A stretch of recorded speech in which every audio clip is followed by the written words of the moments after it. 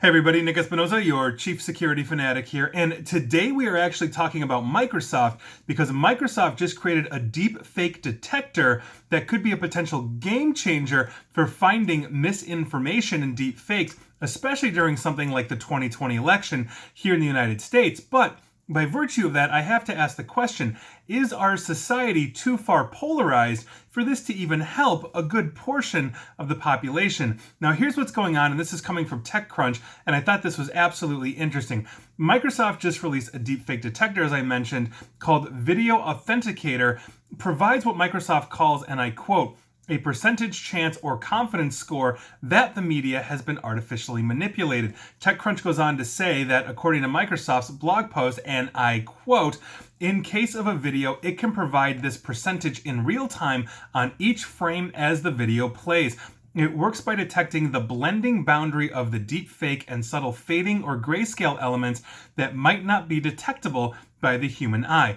Basically, if a piece of online content looks real but kind of smells wrong, chances are it's a high-tech manipulation that they are trying to pass off, whoever is trying to pass off, as legitimate, perhaps with malicious intent, and that's what Microsoft is attempting to look at here.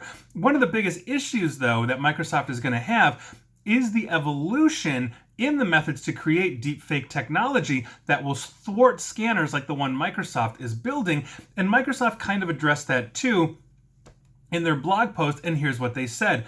The fact that there are deepfakes generated by AI that can continue to learn makes it inevitable that they will beat conventional detection technology. However, in the short run, such as the upcoming US election, advanced detection technologies can be a useful tool to help discerning users identify deep fakes. Now, as I reported earlier this summer as well, Facebook kicked off a competition to develop a deep fake detector for their platform, and basically they are looking to kind of roll that out. And so Microsoft and Facebook are both working on this, but I'm really glad to see Microsoft getting into this game.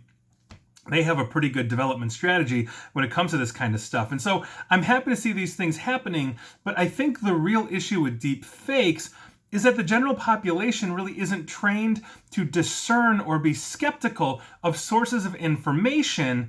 And so when they see an article or an image or a video that aligns with their worldview, they kind of glom onto it and it kind of digs in. And it's very hard to then say, no, wait a second, what you're looking at is false information in whatever way, because people are like, well, I know what I believe. This is clearly true.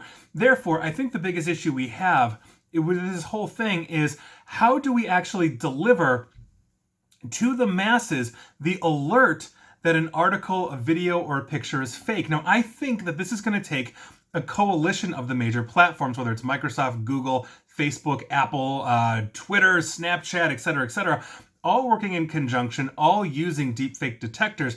And basically, anytime something comes out that looks like a deepfake, whether it's a legitimate, let's say, comedy piece, and we've all seen comedic deepfake things come out, or if it's something that's malicious, trying to make, let's say, one of the two major presidential candidates do or say something that he really didn't do, I think it's going to take a global effort.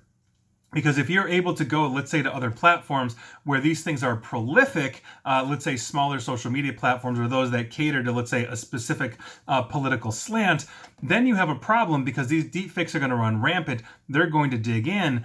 We have a real issue here. And as we continue to, let's say, polarize due to politics here in the United States, our social media platforms will continue to do that as well. And by virtue of that, if that's the case, we once again have a problem where half the country is seeing deep fakes or reading a fake article or seeing a fake picture and thinking that it's real.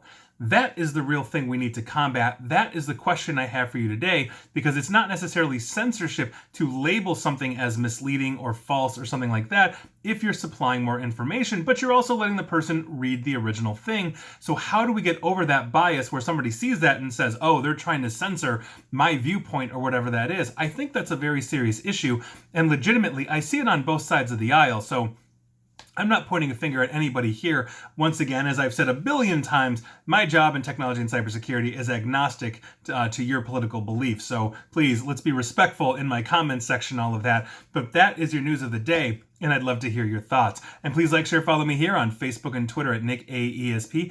And please feel free to subscribe to me at YouTube as well. And as always, stay safe and stay online. Thanks, everyone.